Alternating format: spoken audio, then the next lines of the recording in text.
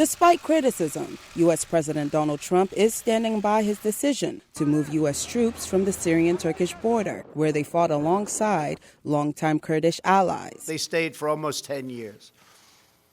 Let someone else fight over this long, blood-stained sand. This, as the top U.S. official to Syria appeared to distance himself from Trump's decision. Were you consulted about the withdrawal of troops as was recently done? I personally was not consulted at all. Elsewhere on Capitol Hill, other diplomats testified about the Trump administration's delay in providing approved U.S. military assistance to Ukraine. A written statement by one described how the White House bypassed normal diplomatic channels to press Ukraine to investigate Democrats and the Bidens in return for military aid. Democratic lawmakers have denounced this. The idea that vital military assistance would be withheld for such a patently political reason, for the reason of serving the president's reelection campaign, is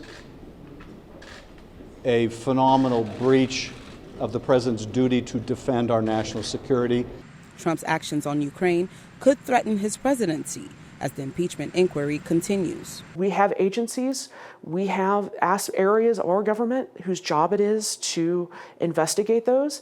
And if President Trump wanted the Bidens investigated for their activities there, it should have been done through the diplomatic channels. Those normal diplomatic channels have set the United States apart from countries whose policies are set by autocratic leaders, says terrorism expert Mike Newton. The checks and balances where agencies push back against each other and really experienced smart policymakers wrestle with choices and consequences and diplomatic fallout and maybe military best practices.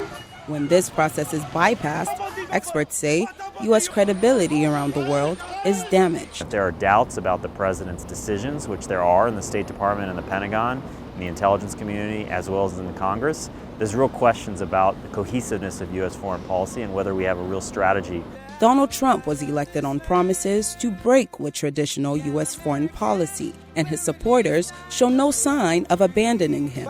But the impeachment inquiry and outcry over his Syria policy show there are limits to his approach. Jesusemen, VOA News, Washington.